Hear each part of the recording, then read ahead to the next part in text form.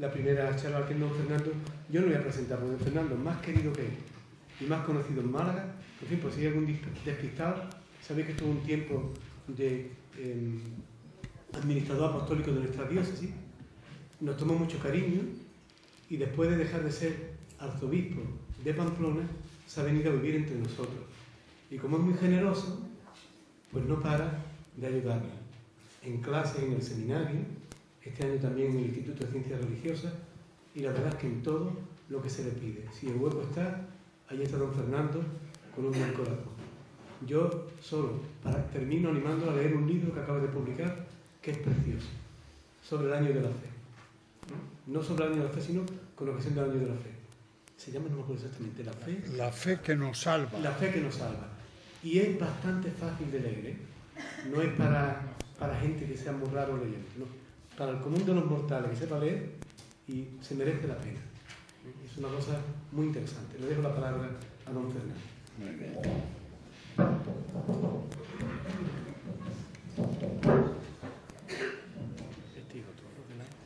¿Este también? Es que están grabando.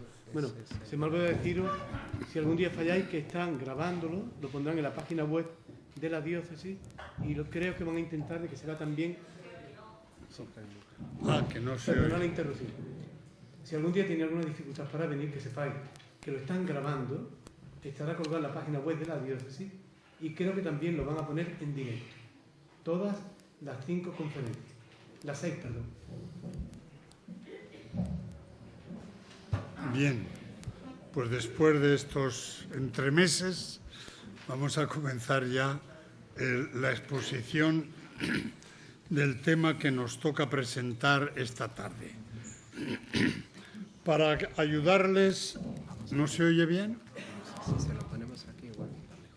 Para ayudarles ahora sí, para ayudarles a centrarse y a seguir mi exposición, les enumero los apartados como los momentos que yo voy a seguir en mi exposición.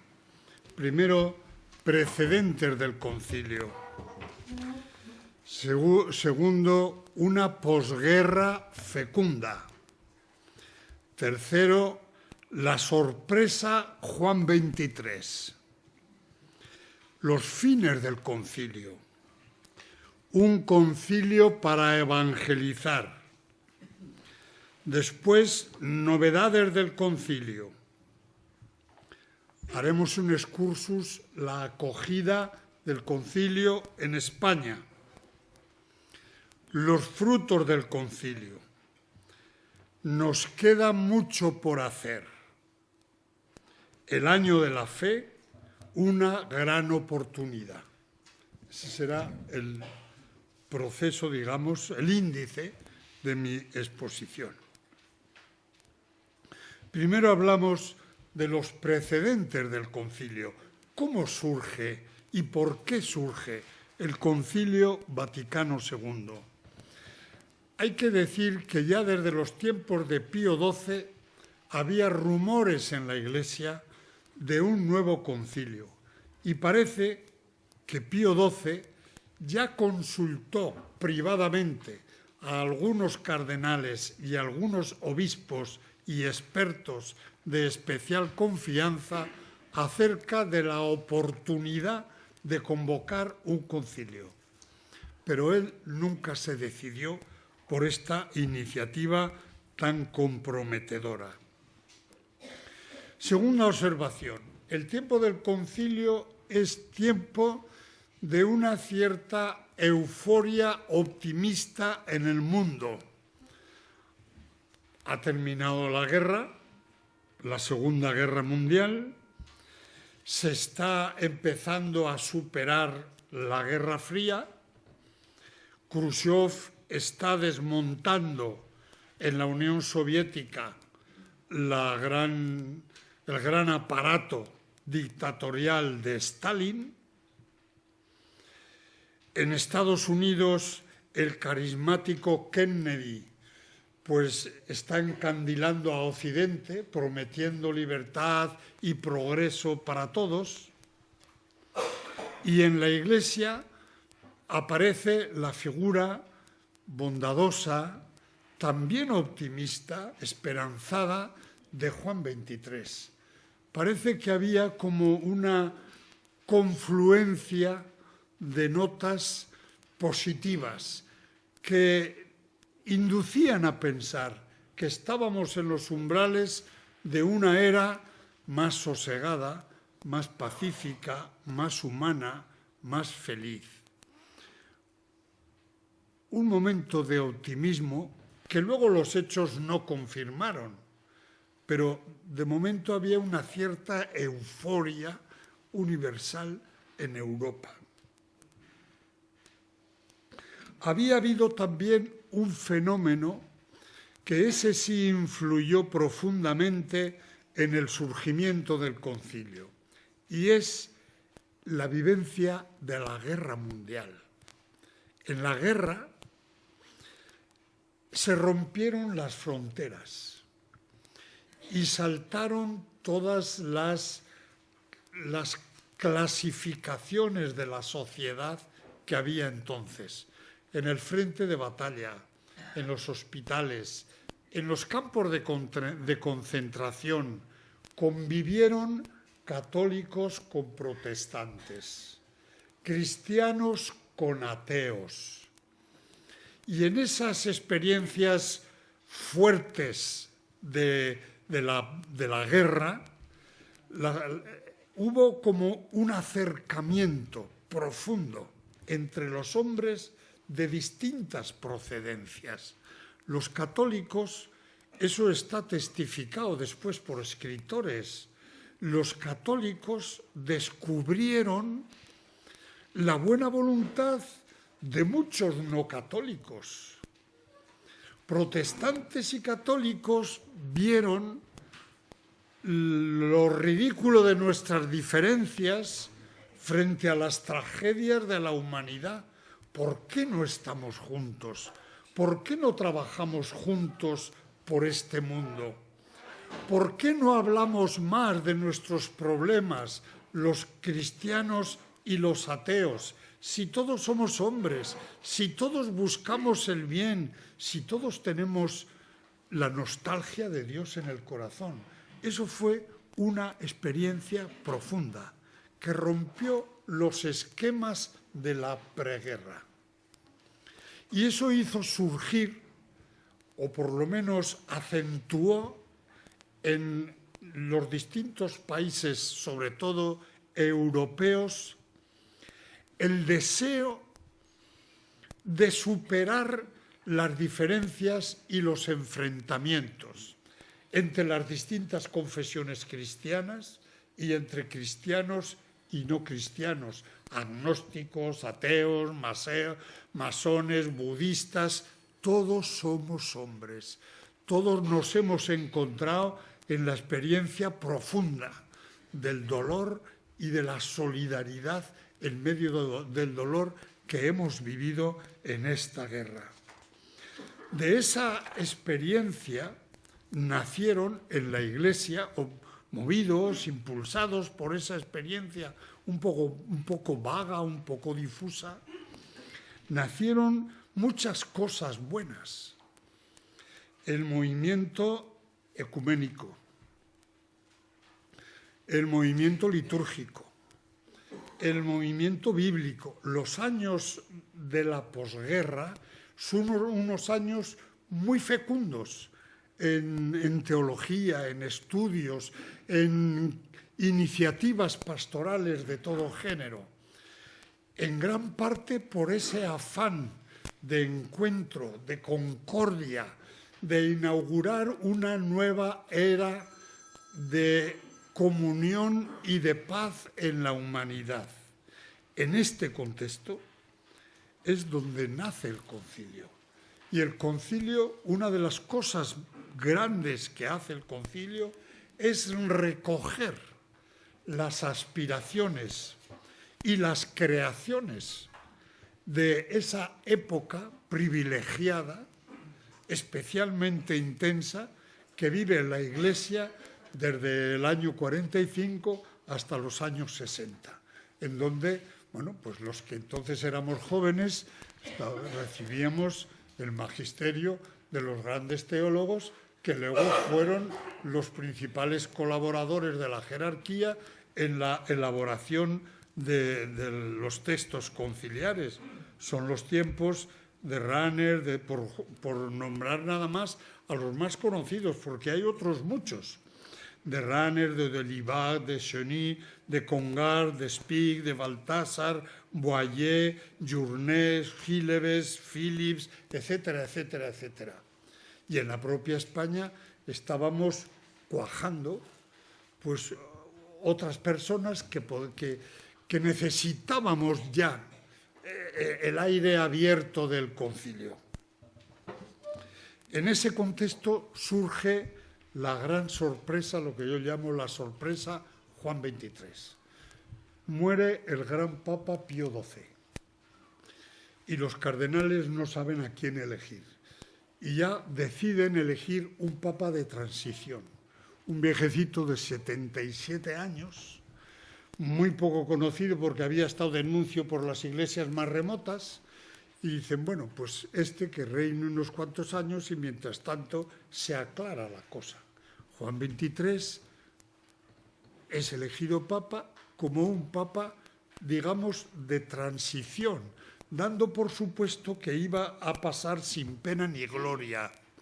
Y resulta que a los pocos meses de ser elegido, el 25 de enero de 1959, Juan XXIII va a celebrar la misa a la Basílica de San Pablo Extramuros, una basílica preciosa, de una gran columnata, etc. Y después de la celebración tiene un momento de saludo, de encuentro con los cardenales en una salita aparte. Y él, en sus notas, apunta que ha preparado un discorsetto para los cardenales, un discursito de 5 minutos.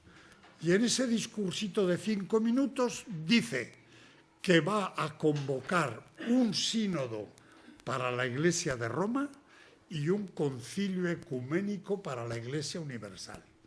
Los cardenales, la gran sorpresa, porque nadie había hablado, ni comentado, ni dicho nada. Hay que decir, en honor del propio Juan XXIII, que ni él mismo sabía para qué convocaba el concilio. Porque él luego ha confesado, y lo dice en la bula convocatoria de Humane Salutis, que es la bula con la cual convoca el concilio en la Navidad del 61, que él convocó el concilio movido por una inspiración divina a la cual no podía resistir. En su oración, él pensó que la Iglesia necesitaba un concilio y convocó el concilio haciendo, como dirían en italiano, a la buona, confiando en que Dios lo sacaría adelante. De tal manera que en los primeros documentos del propio Juan XXIII es muy difícil concretar para qué ha convocado el Papa el concilio.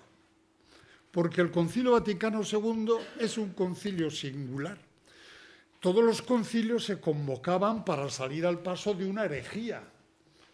Está Nestorio, está Lutero, están los hugonotes. Se convoca un concilio porque hay que poner un dique a la herejía. En tiempo del Vaticano II no hay ninguna herejía. Por lo menos una herejía suficientemente personalizada. No se convoca al concilio para nada concreto.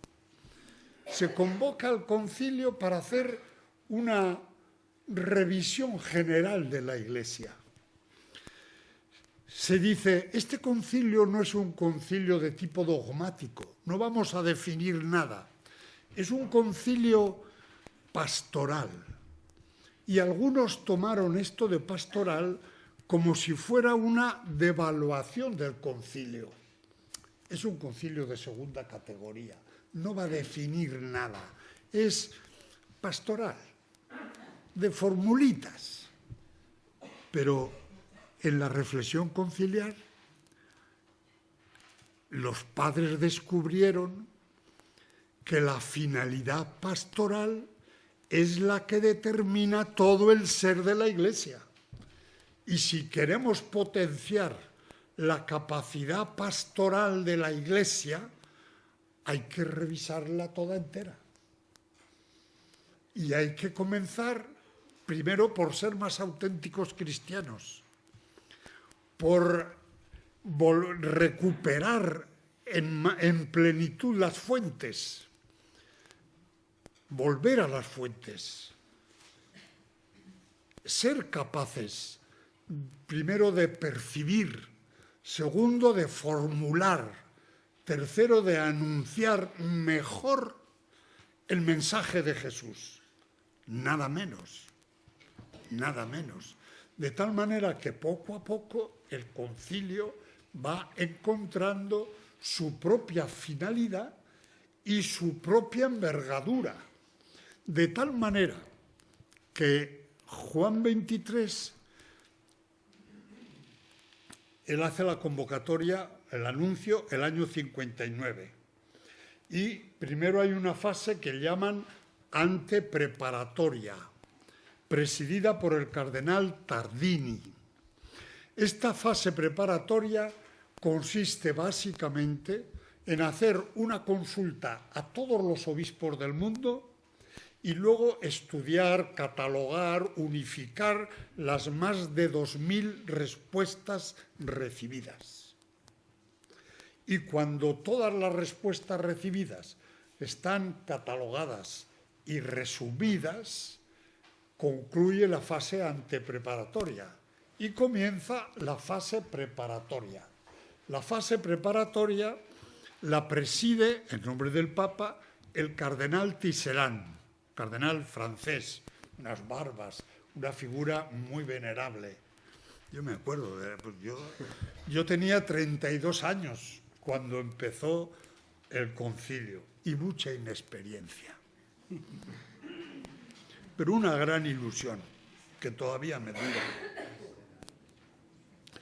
La fase preparatoria estaba compuesta por una comisión central, una comisión coordinadora, cuyas reuniones a veces presidió el propio Papa, y 17 comisiones que preparaban pues, los diversos temas: obispos, sacerdotes, seminarios, vida religiosa, vocación laical, apostolado, misiones, etcétera, etcétera, ecumenismo.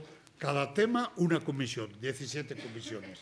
Prepararon 75 esquemas. Cuando estuvieron preparados los 75 esquemas, cesó la fase preparatoria. Y ya vino, eso fue el año 60 y el año 61. Luego las sesiones del concilio fueron en otoño del 62, 63, 64 y 65. En la primera reunión la presidió Juan XXIII, hizo su hermoso discurso donde ya formula, donde ya en la bula convocatoria Humane Salutis del 25 de diciembre del 61, en la bula de convocatoria y en el discurso inaugural, Juan XXIII ya formula los fines básicos del concilio. Él lo que quiere es que la Iglesia se prepare, en la bula dice, para inyectar en la vida del mundo la verdad salvadora del mensaje de Jesús. Esa es la finalidad pastoral. Y en el discurso ya dice, una cosa es lo que la Iglesia anuncia y otra cosa es el lenguaje con que lo anunciamos. Necesitamos encontrar un lenguaje nuevo para que el mundo moderno nos comprenda y acepte el mensaje de salvación que necesita. Ya está asignada claramente. Luego, en la mente de Juan XXIII era muy importante la finalidad ecuménica, la unidad de los cristianos. Él había sido nuncio en países donde dominaba la ortodoxia, sabía bien la tragedia que significaba la división de los cristianos, pero la finalidad ecuménica, que era muy importante en la mente de Juan XXIII en los meses previos al concilio, en el decurso del concilio mismo, a medida que el concilio va descubriendo su centralidad evangelizadora, el tema ecuménico queda un poco secundario, como resulta después de los...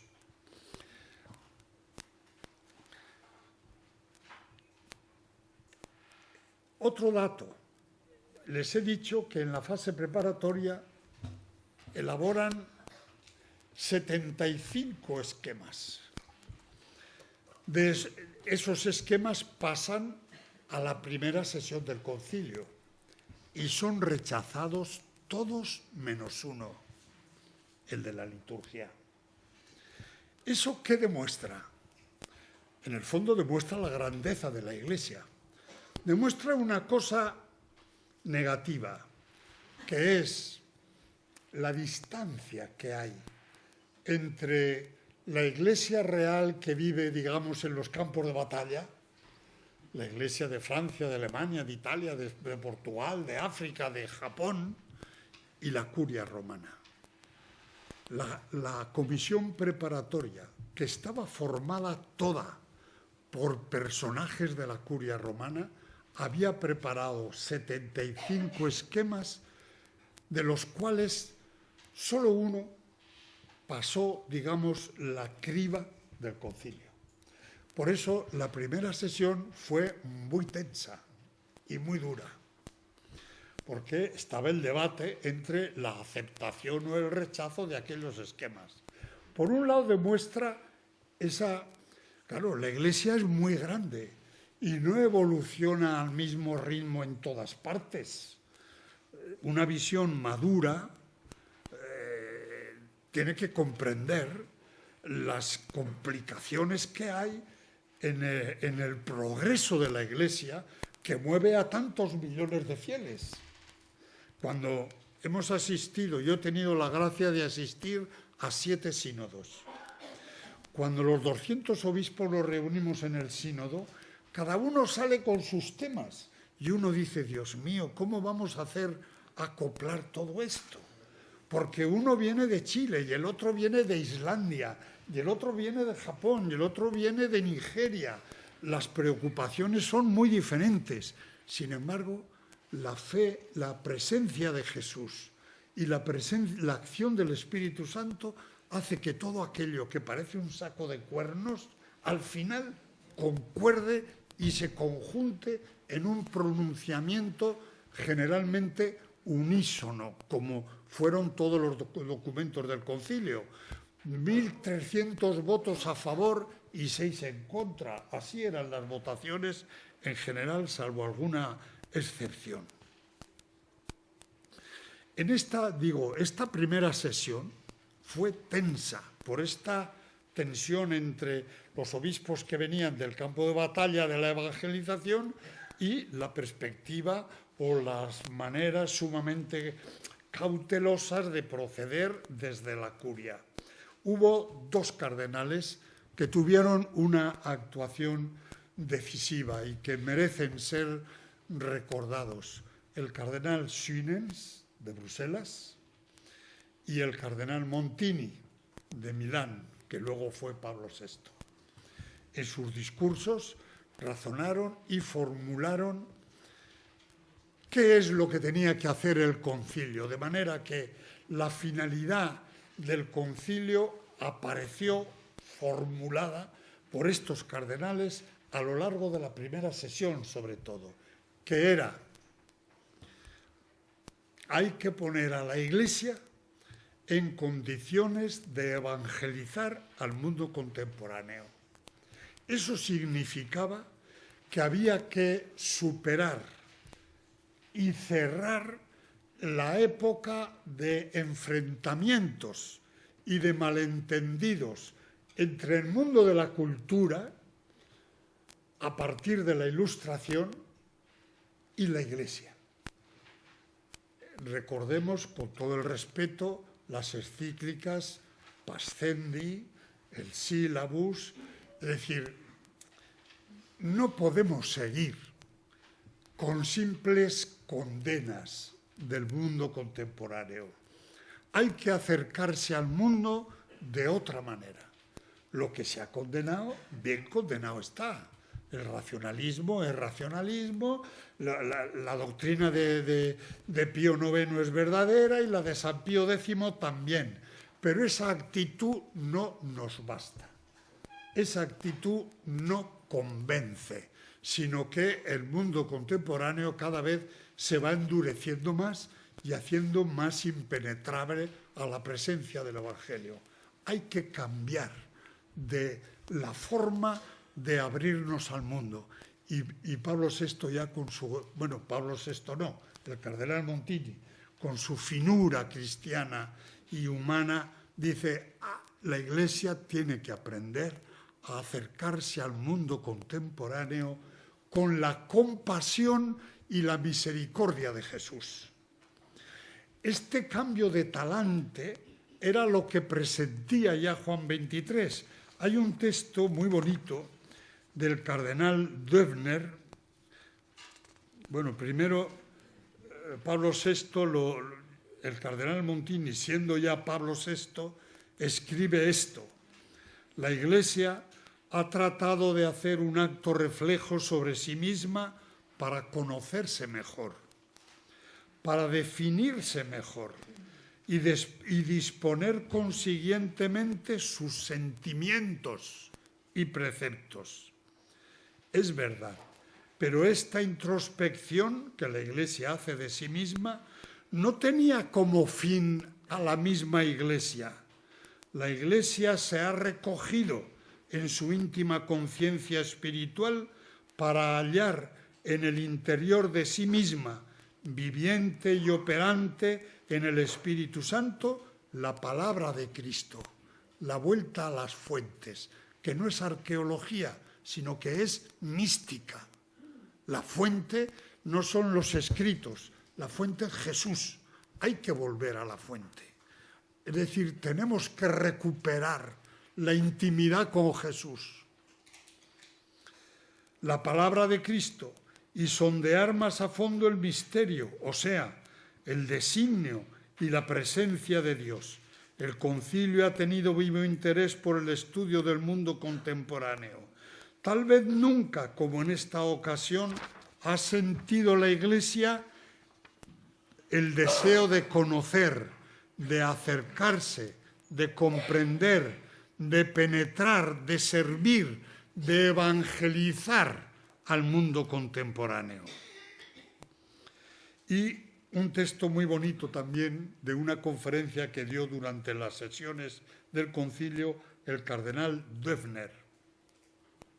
Döbner era el cardenal de Múnich entonces y llevaba como asesor al joven teólogo Joseph Ratzinger, que seguramente sería el que redactó este texto, porque los cardenales no tienen tiempo de escribir sus cosas. Desde los tiempos de la Ilustración, la mención de la Ilustración que os decía antes, como punto de partida del desencuentro entre la Iglesia y el mundo contemporáneo. Desde los tiempos de la Ilustración ha ido aumentando el desencuentro entre la Iglesia y el mundo de la cultura. Es hora de terminar esta era de tensiones y distanciamientos y de preparar a la Iglesia para que salga al encuentro de nuestro mundo contemporáneo con la paciencia y la misericordia del buen pastor. Hay una anécdota que cuenta el secretario de Juan XXIII, y es que al salir de esta conferencia, Juan XXIII felicitó al cardenal Döbner y le dijo: eso es lo que yo quería decir.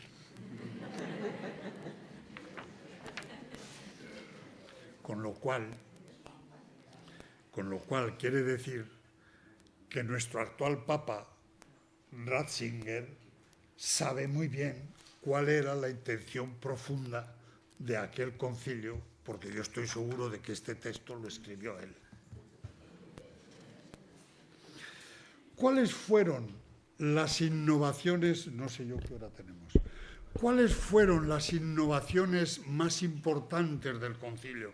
Porque se dice, el concilio no va a definir nada, es un concilio pastoral, pero por ser un concilio pastoral, el concilio descubre una serie de cosas. Primero, para salir al encuentro del mundo contemporáneo, tenemos que estar muy cerca de Jesús. Tenemos que recuperar la frescura original del Evangelio, del Sermón de la Montaña, de las bienaventuranzas, del testimonio de Jesús sobre Dios, sobre la vida eterna, sobre la fraternidad, sobre la paz, sobre la alegría, sobre los bienes de Dios. Primero, conversión.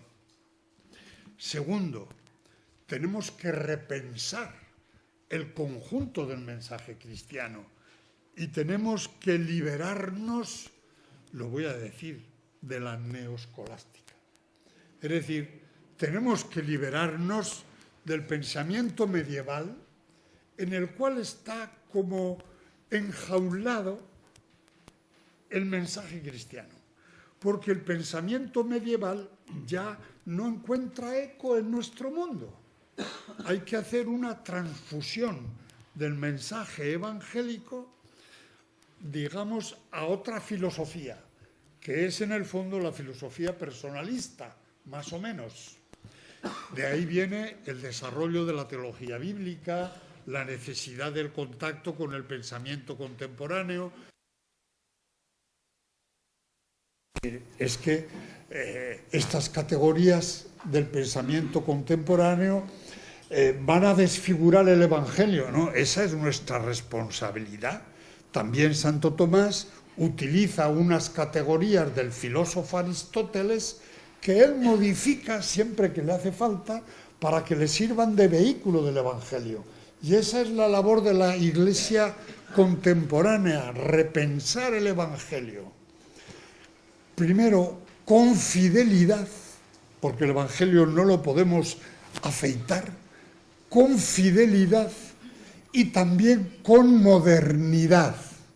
Ese es el afán del Concilio Vaticano II, conjuntar la fidelidad con la modernidad. Esa es la grandeza, esa es la dificultad y ese es el origen de las muchas dificultades y de los muchos desgarros que estamos teniendo en el posconcilio. Voy un poco deprisa porque tenemos solo 20 minutos y yo tengo aquí para 40 más.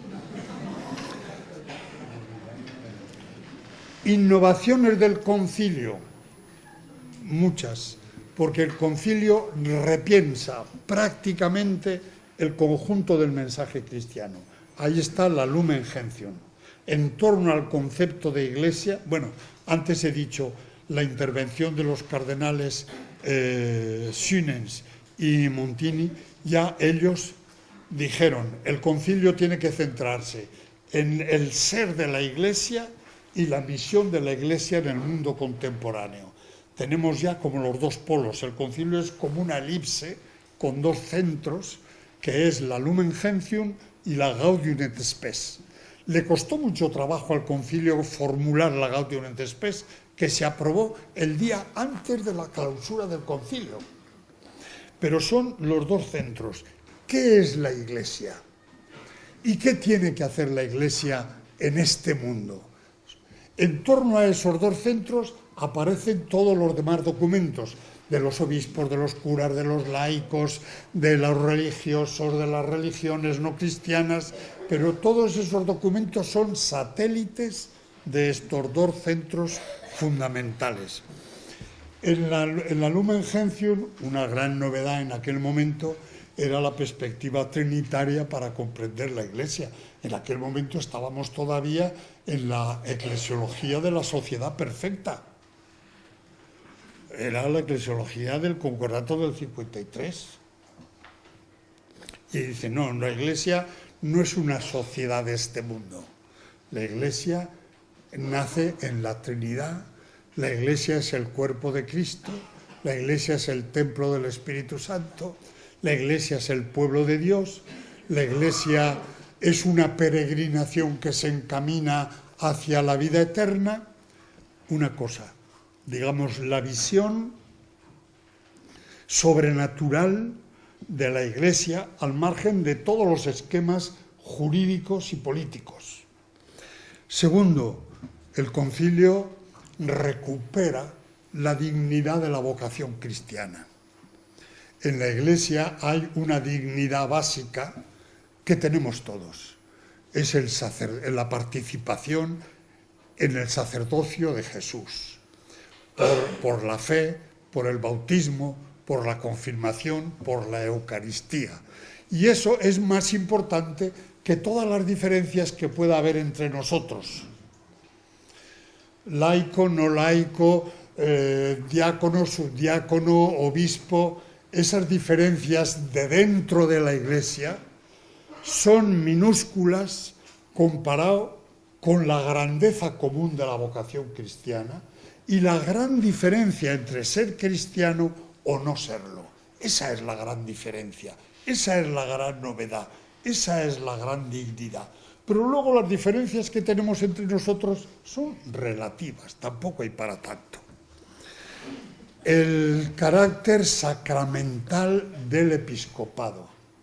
Eso para mí es un tema muy importante y es casi la aportación dogmática más importante del... ¿Por qué es importante? Porque recupera la imagen del obispo como sucesor de los apóstoles. El obispo no es un señor feudal, el obispo no se distingue del sacerdote porque tiene más autoridad, el obispo es el sacerdote del Nuevo Testamento. No es más que sacerdote, el obispo no es más que sacerdote. No es dueño de vidas y caudales, es puramente sacerdote, servidor de la palabra, servidor de los sacramentos, presidente del pueblo de Dios en la caridad. El colegio de los obispos es la continuidad del colegio de los 12. Se recupera la comprensión de los 12 como cuerpo, digamos, original de la Iglesia. Y al recuperar la visión sacramental del episcopado, se recupera la idea de la colegialidad. El conjunto de los obispos somos los herederos del conjunto de los apóstoles. Como los apóstoles estaban presididos por Pedro, el conjunto de los obispos somos conjuntamente responsables de toda la Iglesia bajo la presidencia del sucesor de Pedro. Bueno, son temas que no se puede hacer más que enumerarlos, pero se ve cómo realmente el concilio cambia completamente la manera de comprender la Iglesia y por lo tanto tiene que cambiar también la manera de vivirse la Iglesia misma en el mundo. Bueno, cambian otras cosas. Yo lo único que quiero decir, dado la finalidad pastoral del concilio, el concilio cambia profundamente la manera de entender la presencia de la Iglesia en el mundo y las relaciones de la Iglesia quiere decir la palabra de Dios, los sacramentos y sobre todo la gracia de Dios con las realidades humanas. ¡Ay, por Dios! Con las realidades humanas, es decir, el hombre, la libertad, la familia, el trabajo, la política, la paz, eso es la Gaudium et Spes. Es decir, la fe nos hace vivir en Cristo, como inmergidos en Cristo, o Cristo presente y actuante en nuestra mente. Desde la mente de Cristo, el cristiano ve el mundo de una manera diferente. Ve de una manera diferente la riqueza y la pobreza. Ve de una manera diferente el trabajo. Ve de una manera diferente todas las realidades. Por eso cuando nos dicen que la religión pertenece al orden de lo privado, no saben lo que dicen. Es Entonces, quieren que nosotros vivamos secuestrados debajo de la cama. No, ser cristiano es vivir con la mente de Jesús. Y vivir con la mente de Jesús es ver las cosas desde la grandeza de Dios. Y es capacitarnos para vivir las realidades de este mundo con la grandeza del Espíritu Santo, con la grandeza del Espíritu de Dios. Entonces el cristiano que está en el trabajo tiene que vivir el trabajo de otra manera. Y la economía, y la ciencia, y la enseñanza, y todo, porque el cristiano es un hombre nuevo. Y es un hombre nuevo porque lleva dentro la mente de Jesús. Es un hombre diferente. Por eso la vida del cristiano tiene que ser diferente. Y cuando no es diferente, es que no somos buenos cristianos. Quería decir algo sobre la acogida del concilio en España y con eso termino. La acogida del concilio en España fue, vamos a decir, difícil. Difícil por varias razones. Primero, el concilio, y eso puede ser una nota de crítica, fue muy europeo. El concilio lo hicieron la Iglesia alemana, francesa y belga, básicamente, norteamericana. Los obispos con los colaboradores que se trajeron. Nuestros obispos en aquel momento llevaban, estamos hablando del año 62, estábamos metidos dentro de la campana aséptica del franquismo, de la Sociedad Nacional Católica. Vivíamos una iglesia protegida y aislada por la pobreza y aislada también. No se podía salir al extranjero, no teníamos dinero para viajar y además si viajábamos la peseta no valía nada, teníamos que viajar con dólares porque la peseta no nos la admitían ya ni en Perpiñán, no podías comprar ni una barra de... Es verdad, es la experiencia mía, no podíamos comprar ni una barra de pan con pesetas. España no pintaba nada en el mundo, ahora pinta poco, entonces menos.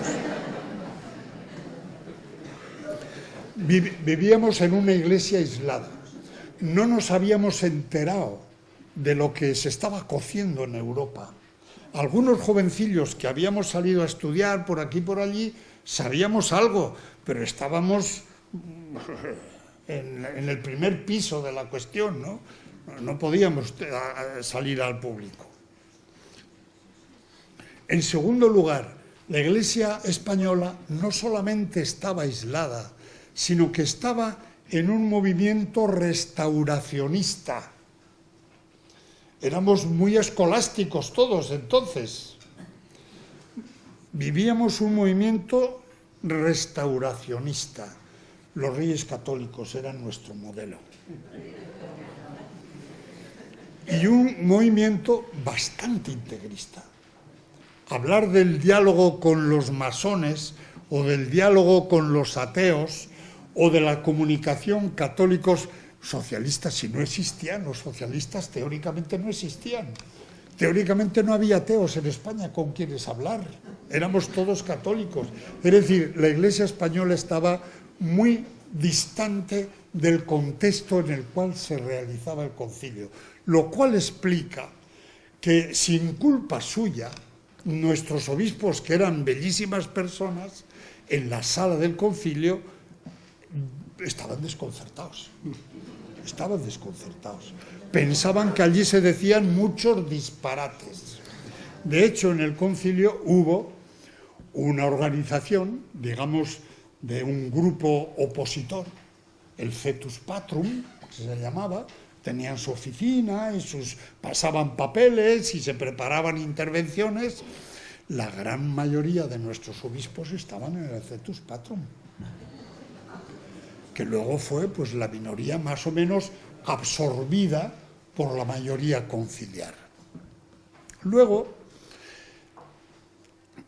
el gesto de nuestros obispos fue ejemplar, porque desde el momento que el concilio se definió, ellos se comprometieron públicamente en aceptar y aplicar el concilio en España. O sea, esto que digo no es ninguna crítica, al revés, son admirables por la obediencia y la fidelidad al concilio que manifestaron ya en un documento firmado en Roma a la semana siguiente de acabar el concilio, y luego reafirmaron en otro documento firmado en enero del año 66.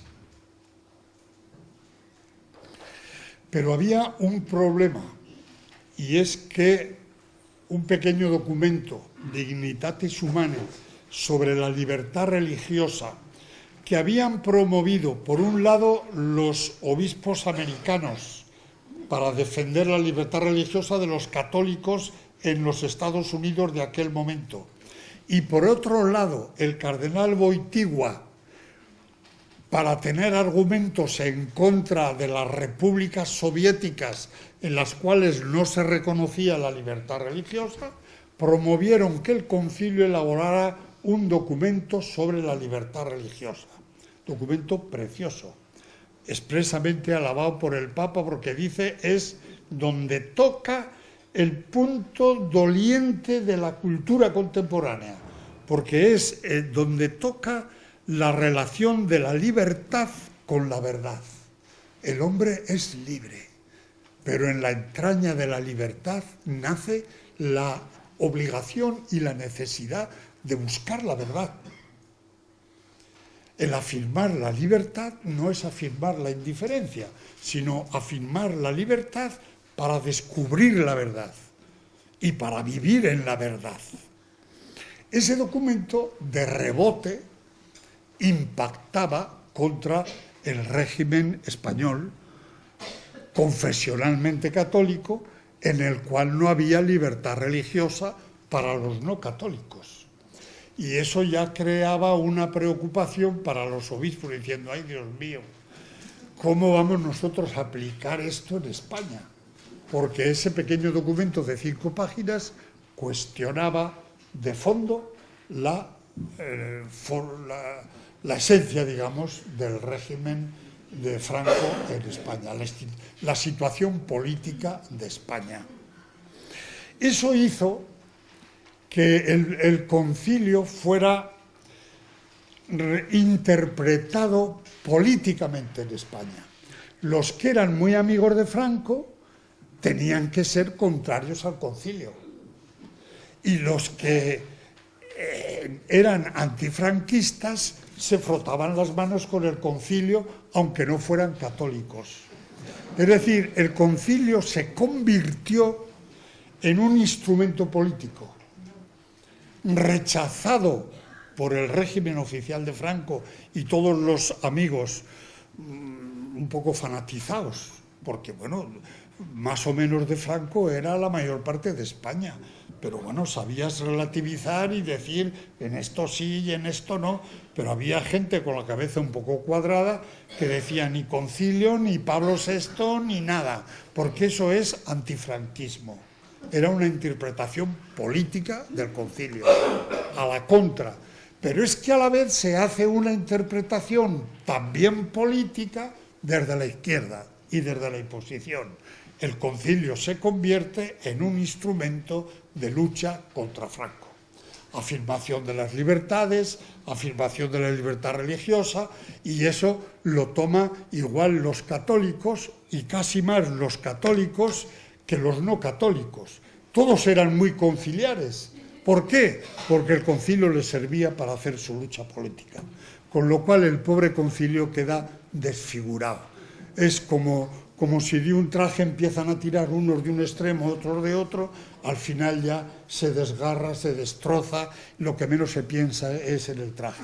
La politización del concilio en España nos hizo perder de vista la esencia del concilio y hizo que nuestro posconcilio fuera realmente muy conflictivo, muy doloroso y poco provechoso pastoralmente.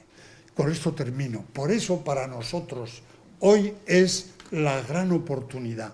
Cuando el Papa convoca el año de la fe a los 50 años del concilio, nos dice, este es el momento de acoger el concilio sin polémicas.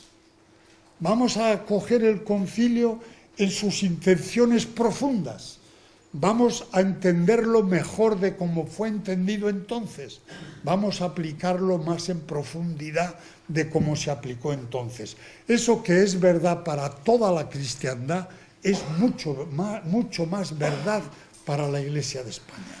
Este es el momento de acoger el concilio con fe, con humildad, con espíritu de conversión y de replantear qué tenemos que cambiar en nuestra vida y en nuestras parroquias y en nuestras iglesias para poder salir a la calle anunciando el mensaje de Jesús de una manera sencilla, de una manera sincera, de una manera convincente, con la ayuda de la Virgen, que es la estrella de la evangelización. Muchas gracias.